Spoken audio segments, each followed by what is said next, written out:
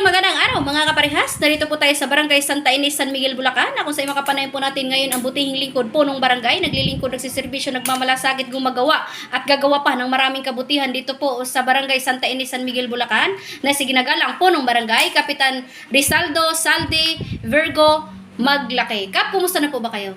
Okay naman po. Masaya. Dito, naglilingkod sa Barangay Santa Ines. Basta ako laging nandito at laging nakaalala, laging nakasubay sa sangkunian at sa buong barangay ng Santa Ines. Okay, Kap, ay tanong, tanong ko lang po, kumusta na po ba sa ngayon ang ating nasasakupan na barangay? Sa amin yung barangay ko, nasasakupan, dito naman wala akong problema. Malinis, maayos, tahimik. At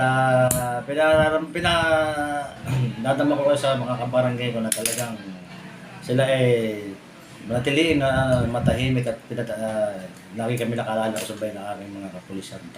Okay. Pero Kap, regarding dyan sa tahimik na nabanggit po ninyo, so ano po mga ina-adapt natin batas dito sa ating katahimikan para manatili po ang kapayapaan sa ating nasasakupan na barangay? Yun po, aking mga prison order lagi ko naatasan na gabi-gabi sila rumoronda, umiikot. At sa kasalukuyan sa panahon natin ngayon, nauuso po ang mga nakawan ng mga hayop, mga kambing, ganyan. Kaya po sa ngayon, sa kasalukuyan, lagi kami nakasumbabay na lagi kami handito sa barangay at nag-iikot, nagmoronda sa aming lahat ng mga sityo. Ayun po ang inuutos sa akin mga panod ng kapulisan sa prison order. Okay. So dito naman po tayo, Kap, sa batas kalinisan. Ano naman po ang ating mga... Yun nga po, sa tungkol sa batas ng kalinisan, sa basura, alam niyo naman po, talaga pong hindi natin makuha sa mabilisan kasi nakita niyo dati naka-recycle ang ating basura. At yan lagi natin sinasabi ng ating mahal na engineer na sa kalinisan ay kailangan malinis ang ating barangay. Yan po ang utosan ko po rito sa akin sa aking kusya na environment, siya ay panitiliing malinis at alang nagtatapon ng basura sa ating mga kalye o kakalsadahan.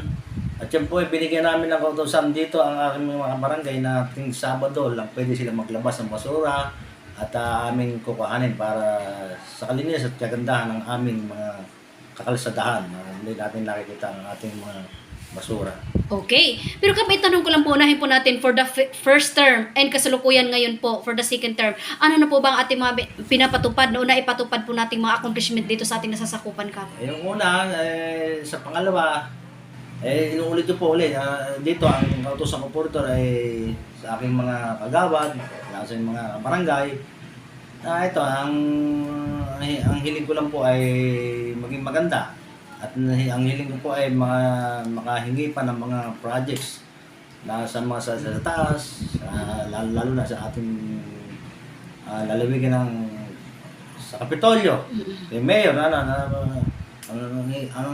hinahangat mo namin ay mabigyan pa kami mga proyekto at kagandahan lahat ng road concreting. Ngayon, sa kasalukuyan po ay ginagawa po ang aming kalsada road concreting dito po sa sitio Mainay, sa lukuyan po sa ngayon. Kaya yan po. Tsaka marami po akong pangarap na pwede na kung gusto kong mangyari at magawa rito sa aking barangay. At hindi naman pinangako ko sa aking mga barangay. Yan po ay yung tuto pa rin at gagawin. Pero ako yung nagpapasalamat sa Panginoon. Sa kasalukuyan po ngayon ay nasusunod at dumarating na po ang biyaya at pagpapala na dumarating ang mga project na nahingi namin na sa pagtsatsaga na mabigyan kami ng maganda at makunundawanan ng barangay. Okay. Pero Kap, tanong ko lang po, sa unang term ninyo, ano pong mga accomplishment na naipatupad nyo po? Unang-una, yung pong mga kalinisan at yung batas na tungkol sa mga prison order, sa mga tanod ko, lagi silang handa, lagi silang maayos at ipatupad yung tamang paglilingkod sa barangay na sila ay alalayan, subaybayan ng mga aming mga kabarangay na mamamayan dito sa nasasakupan namin. Pero sa mga infrastruktura, ibig sabihin sa mga proyekto natin, katulad nitong... Yan nga po, nung una po, ang una ko pong nagawa dyan ay naparoon concreting po ang Balukok.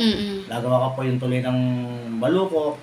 Naglagay po ako ng riprap dyan at nakapagpagawa po ako ng mahabang road concreting din nung unang aking panunungkulan sa sitio Sulungan. Nakapagpa-concreting po ako ng higit kumulang mga 900 meters. Wow.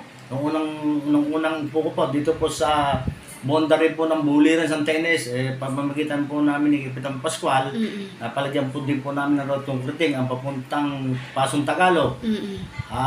Yung po din po papuntang Partida, napasimento ko rin nung aking unang nanungkulan na aming barangay Buliran, Santa Ines, napagawa rin po namin yan.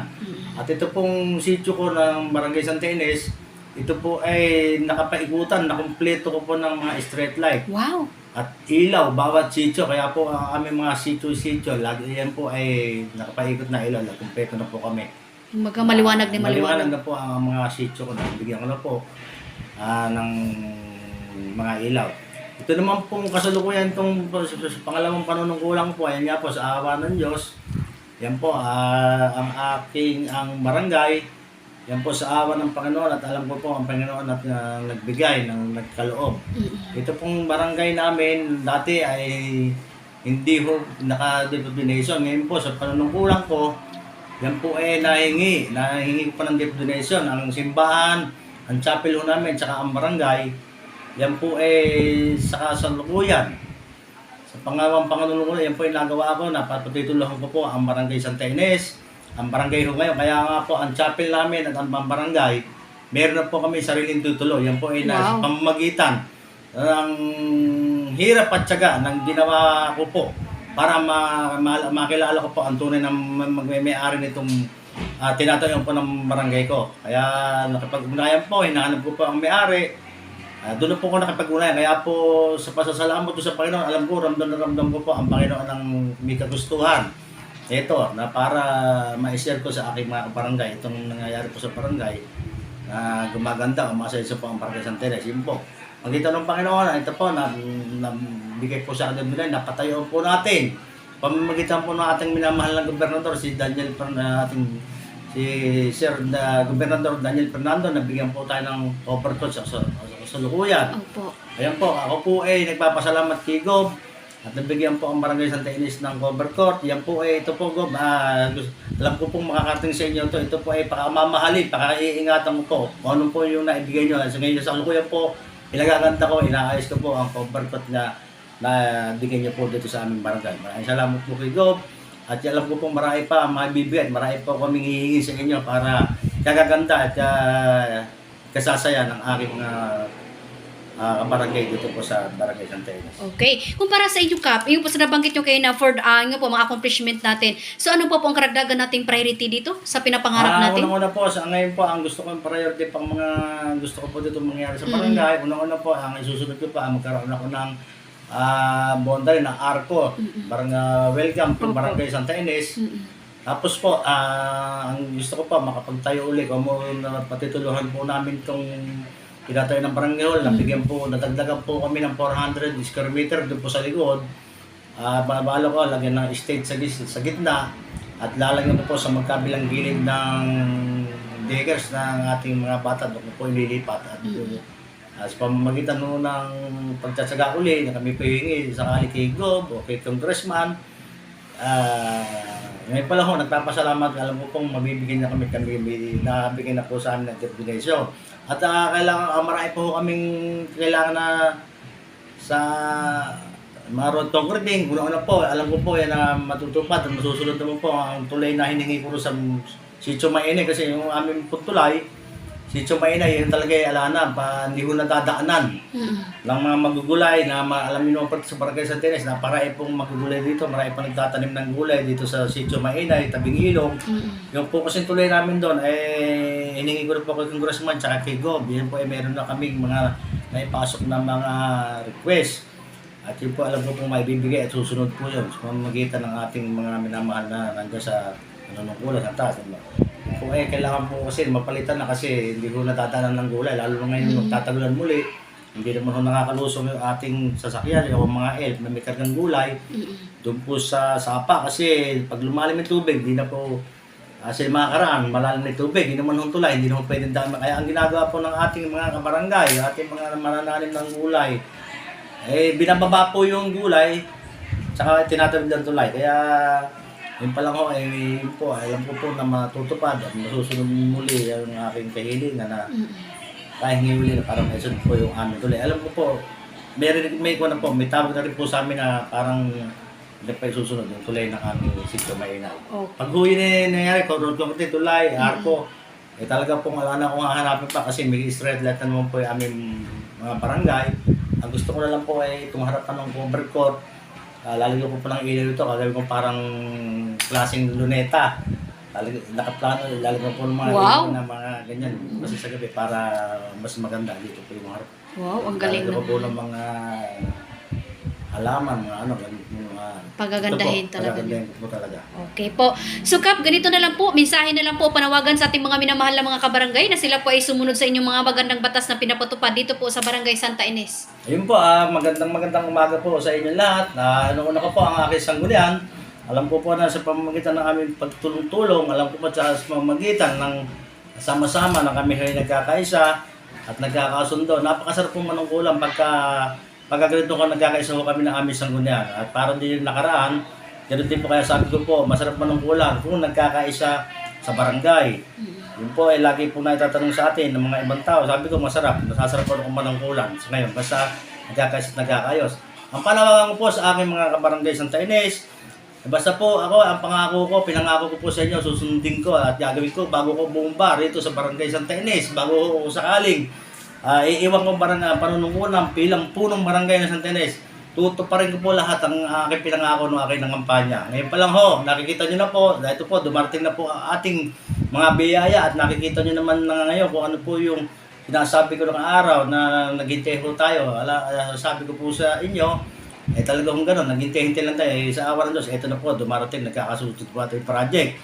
Kaya ngayon, ito pong ating mga kalsadahan dyan sa Sitio Balukok, Sitio Mainay, lahat ng sitio na hindi pa nakasamento, yan po nai-request na natin. At yun po masutupad na walang. Una-una lang po, kaya po, mga kabarangay kong Santa Ines, kaya lahat ng pangarap masutupad.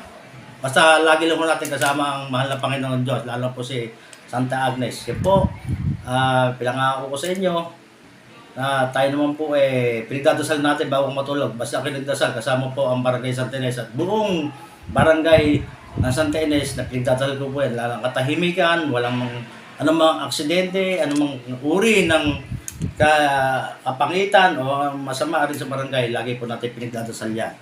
Kaya po makakaasa kayo, mga minamahal kong barangay, Barangay Santa Ines, ako po maglilingkod ng tapat. Ako po maglilingkod ng totoo. At ako po maglilingkod ng alang dungis na ako gagawa na. Basta willing ho akong magpaluwal, kapag papaluwal ako. At alam niyo naman po, minamahal kong barangay, kung sino po si Kap Virgo.